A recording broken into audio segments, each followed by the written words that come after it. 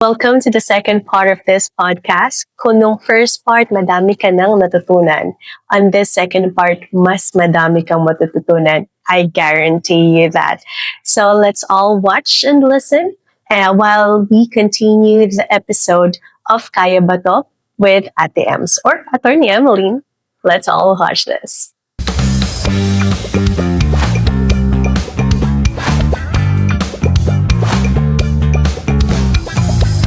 So now that you've passed the bar, become Attorney Emeline, ayan na, ang sa pangalan na si Attorney Ems, how do you see God's hand in the journey? And what message would you give to someone's currently facing their own kaya ba to moment with the same, when you experience that season? Actually, pinag-pray ko. Kasi nga, di ba sabi ko sa'yo na parang, truth be told, ito yung pinag-uusapan natin kanina eh. Truth be told, may mga prayers tayo na nakukuha natin na kapag dumadating sa atin, hindi na natin alam po. Okay, Lord, nakuha ko na. Yay, thank you. And then what? Oo. Parang pag Diba? nandun ka na sa peak, Lord, ano nang next? Yes. So, I feel so lost. I feel so lost. Like, Lord, happy ako, lawyer na ako. O, tapos po. Diba? Sabi ko nga sa'yo eh. Ako yung anak niyang makulit na parang, medyo may salpik ka. So, Binigay ko naman yung hinihingi mo. Oo, tapos, lost ka. So, parang ako, Lord, I'm still lost. Yeah, I'm still lost. Pero lagi kong pinagpapasalamat na abogado na ako. And then, lagi kong inaano na, Lord, siguro nasanay nga akong mag-surrender. So, sobrang sanay ko mag-surrender. Ang next na prayer ko, Lord, bahala ka na sa life. Ganun na. Yun na yung parang andun ka na siguro sa sa season of ng puro pasasalamat na. Oo, too early, no? Oo. Some would say nga too early. Kasi wala pa naman ako sa peak ng career ko. Pero kasi yun nga eh, nasabi ko nga eh, na natry ko nang mawalan ng mahal sa buhay, natry ko nang bumagsak. Nang hindi lang isang beses. Madaming beses akong bumagsak. And hindi lang yun sa law school. There are a lot of aspects in my life which I have failed miserably. And I'm still standing because of the grace of the Lord. I wouldn't be here today naman if it's not His grace. Hindi niya will. I wouldn't be here talking about this experience kung hindi din naman niya will. So parang ako, Lord, ikaw nga pong bahala sa career ko. Or sa matatanggap kong resources. Like, gusto ko turuan ako ngayon ni Lord how to handle yung blessing na binigay. Mas more of guidance. Ganun. So while I'm at it, nagpapa-mentor ako. Kasi if I want to go sa litigation, yung mag-a-appear ako sa court, ganyan. Iba pa yung process. Private. Iba, sobrang iba kasi. So, pag lawyer ka kasi, madami kang opportunity to, opportunity sa work, ganyan. So, parang a lot of doors are opening once you're a lawyer. Definitely. But, syempre, at the end of the day, ako, personally, I want to be in a position where I can glorify Him. Ba? So, dun sa part ngayon, medyo lost ako. At dahil nga makulit akong bata, surrender ko na yun. Hindi ko, I don't know if you would call that laziness. Pero ako, nagpapa-mentor ako. So, para kapag tinawag na niya ako na, you're supposed to be here. At least, kahit papaano, Ready ka na. ready ako. Oo. Kasi na-cultivate ko yung blessing niya. Ganon. Although ano naman totoo naman di ba? God doesn't call the qualified. Yes. He qualifies who He calls. Di ba? Totoo. Pero I want to be, alam mo yun, parang sayang naman, abogado ka tapos, like, hindi mo I-maximize yung hindi mo yung skill mo. i-maximize yung actually more of blessing. Oh, okay. You Diba? call it a Kasi blessing. Oo. Yeah, I call it a blessing. Kasi kahit anong maximize mo ng skill mo, kung sa mali mo din naman ginagamit. Oo, totoo. Diba? Yes. So, since ang tagal ko itong nakuha, I have to make sure na I take care of it, I cultivate it. Diba? Ganun. So, nagpapamentor ako. And, balik akong aral. Oh, Balik akong review. Kasi, dahil nga nagpapamentor ka, so talagang, okay, ganito pala yun. So, you have to reacquaint yourself sa mga napag-aralan mo na. So that it won't get lost. It's a constant review. Ganun. Para din talagang sa, sa mga doktor. Continuous learning. Continuous learning. Yan. So, ano yung mga,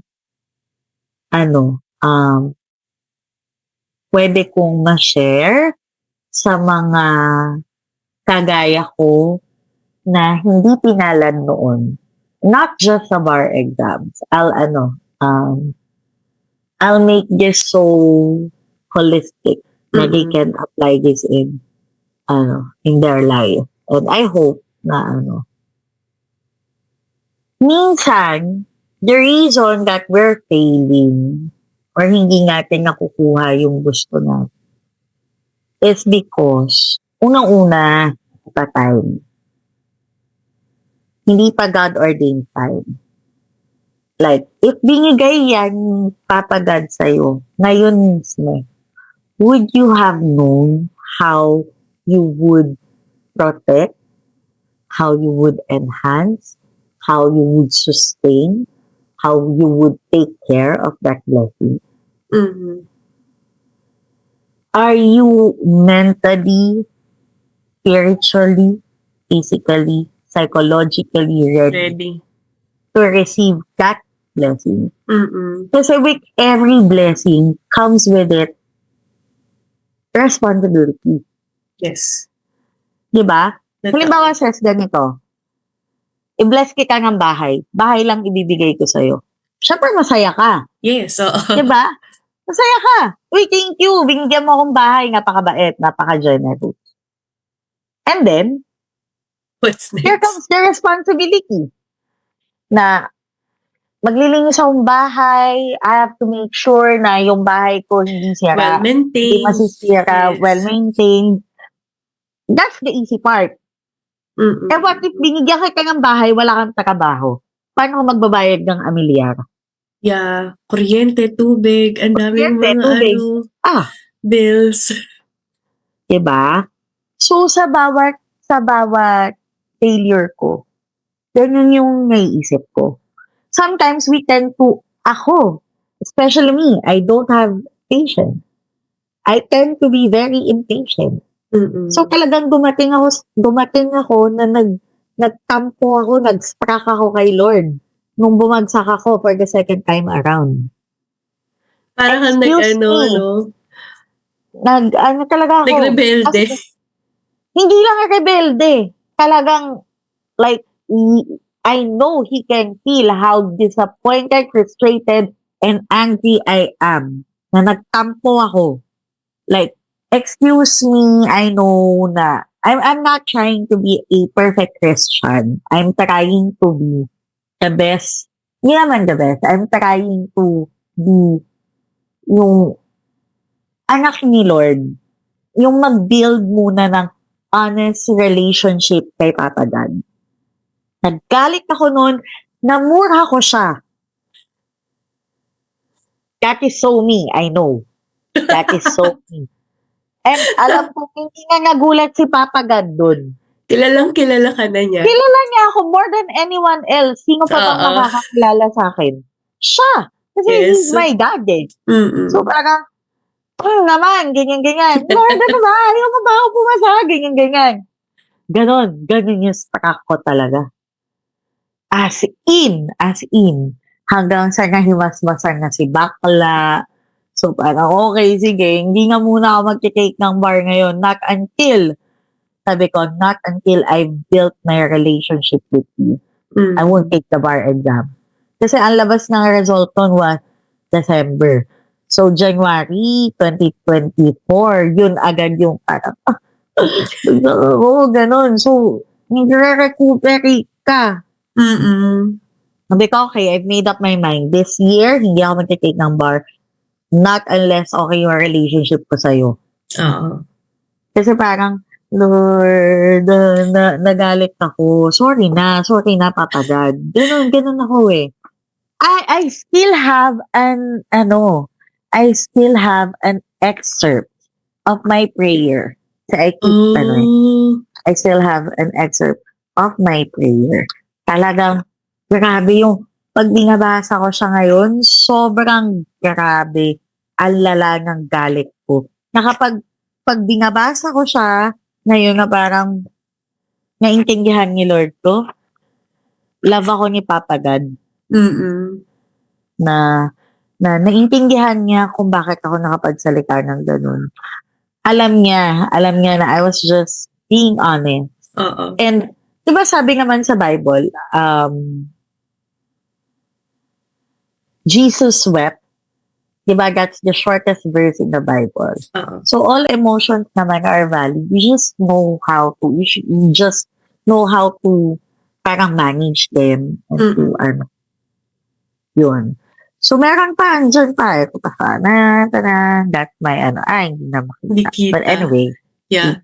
So, ayan siya. So, minsan hindi binibigay agad yung blessing kasi may kailangan pa tayong matutunan. May kailangan pa tayong ma-improve. Yeah. Ang nakapagpaliwanag sa akin yun is yung mentor ko. Like, since day one, hindi ako sinukuan yun. Talagang sinasabi niya sa akin, medyo emotional ka. Sabi niya ganun. Malay mo, kaya hindi ka pumasa kasi sobrang emotional mo. Hindi man kailangan yan sa profession na pinili natin. Mamaya, nakulong yung kliyente mo, ikaw pa yung unang iiyak. So, pero you get the point. Yes, diba? kailangan strong din yung mo eh. Mo kapag magkahanda. Yeah. So, may mga prayers natin na as much as we wanted to get those right away, hindi niya binibigay kasi protection din niya yun sa atin. That's so na kailangan din naman natin. Diba? Na maybe it's not yet time kasi hindi ka pa ripe to receive the blessing. I remembered, sorry, go. Yeah? Sige, go. I remembered a Bible verse, Isaiah chapter 60 verse 22. When the time is right, the Lord will make it happen. Yes. Sobrang, favorite na Bible verse ko yun. Ako din. Yan. Actually, yan yung Bible verse ko na sige, when the time is right, ganyan. Tapos hanggang sa, okay, eto na yung right time. Yes. So siguro, I have learned my lesson na ngayon, ang naman ko, syempre, your responsibility to for me. Yeah. Diba? Kasi when you become a lawyer, hindi lang naman yan, it's not as simple as just being a lawyer. It's not like that. You have to, lalo if I'm going to take on clients, ganyan, hard-earned money nila pwedeng mawala. Oo. Pwede silang makulong. Diba? So, yung mga ganun ba, na parang, Lord, ganun. akala natin pag hindi natin nakukuha sa oras na gusto natin, akala natin hindi natin kakayanin. Mm. May ganun nga parang, Lord, di ko na kaya talaga. That's true. Madaming time akong ganyan. Lord, hindi ko na kaya. Mababaliw na ako, hindi ko na talaga kaya. Hanggang sa susubukan ka niya, not because trip lang niya. Sige. For today's video, ang time ng life mo for the next, 3 months, pahirapan kita. Trip ko lang. He's not like that. Diba? Totoo. Diba? I'd like to believe na si Lord, hindi siya ganon. Hindi ganon yung Papa God ko. Mm-mm. Na, parang bigyan kitang plot twist na medyo maganda para mataas yung views natin. No! Diba? Our Lord is not like that. And it just so happens na may kailangan ka kasing matutunan. Whatever that is, may it be for you to trust Him fully, which is what happened to me, yung complete surrender, or may it be yung bawasan natin yung kayabangan mo, medyo sumusobra Patikimin lang kita. May ganun, di ba? Whatever the reason is, ba? You just have to trust na Lord knows what He's doing. Yes. Diba? And what is best for you. And what is best for you. That's why I love the verse na yung sinasabi na, for I know the plans I have for you. Plans to prosper you, not to harm you. Yes. Diba?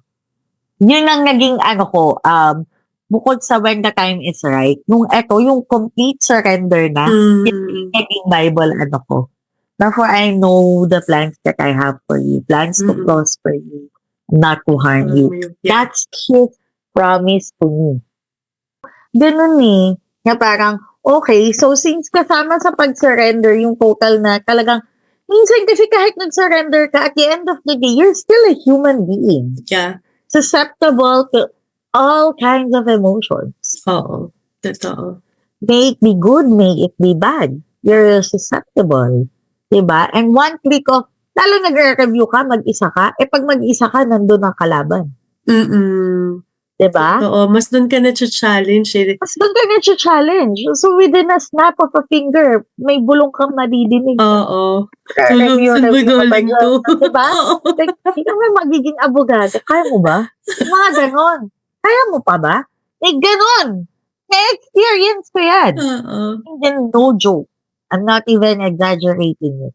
Pero, yung sa sobrang dami ko ng failure na na-experience Like, ganun. So, parang naisip ko na parang, okay. So, talagang yung, Lord, kaya ko pa ba to? Kasi napapagod din ako. Naubos yung, eto na naman, I have to stop everything, sacrifice everything. Para lang dito. So, kung hindi ko para sa akin, tanggalin mo na lang yung heart sa desire ko. Yeah. Tanggalin mo na lang yung desire sa heart ko. Oo. Diba? Ganun na lang. So, parang ako sinasabi ko na parang, okay, total sinurrender ko na sige, Lord.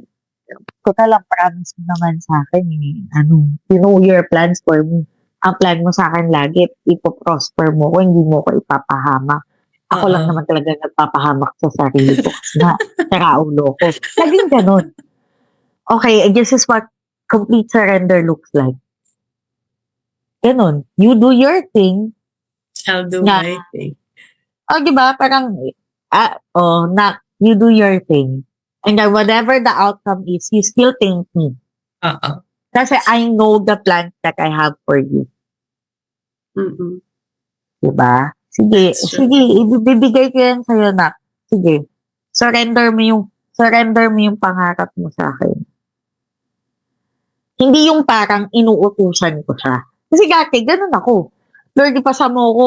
Pag pinasa mo ko, hindi na ako mag-iinom. Yung lahat na ipangako ko na Lahat na ipangako ko kay Lord.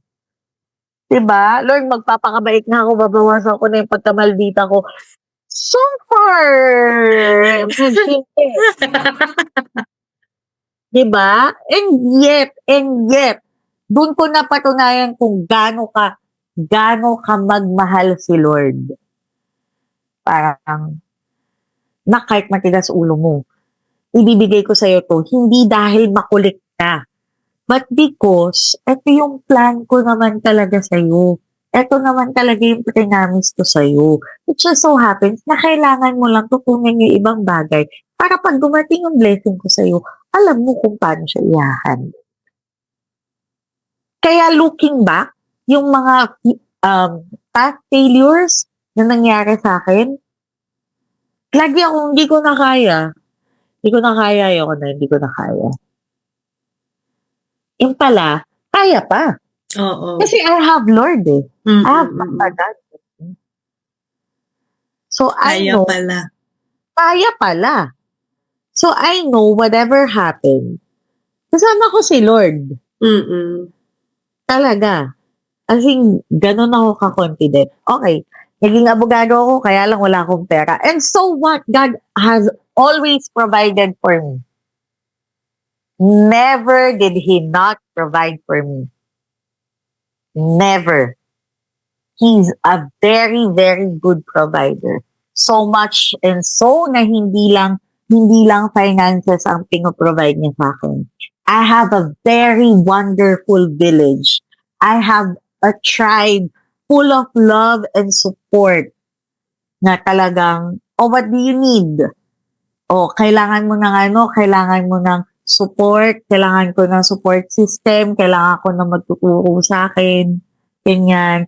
I need help with this, may hindi ako maintindihan. You know na God is like doing something, really, you've tried to notice eh. Mm. You've tried it. You start noticing, once you surrender everything to Him, you start noticing that He's putting the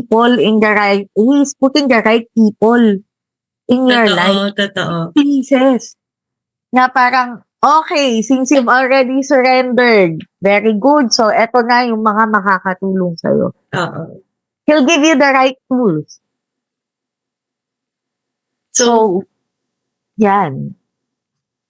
Ang ganda ng mga sinasabi mo, ate, kasi in the journey of from being doubtful and then surrendering everything to Him, na up until now, believing na meron pa rin siyang path for you. Sobrang inspiring nun. Kasi sometimes, ang dami, like, kapag nasusubukan talaga tayo ni Lord ng mga challenges, ang bilis mag-give up, ang bilis sabihin na hindi na kaya. Bakit ko pa ita-try? Hindi ko na nga kaya. Parang feeling mo andun ka na sa end mo. 'Di ba? Yes. So ngayon, attorney ka na, parang ever since sabi mo nga kanina, na-plant na ni Lord yung seed kahit nung bata ka pa lang that you will become an attorney. So now that you're an attorney, ano yung masasabi mo or gusto mo sabihin sa younger Emily, sa younger Ems? Girl, you made it. You've made it. You're going to make it. I'm so proud of you. Yun lang talaga. I'm so proud of you. Like, lumaki kang pasaway, but girl, you made it. And that's not because of yourself. That's not because of you. That's because of the Lord. Ang contribution mo lang, hindi ka sumuko. At hindi ka hinayaan ni Lord na sumuko.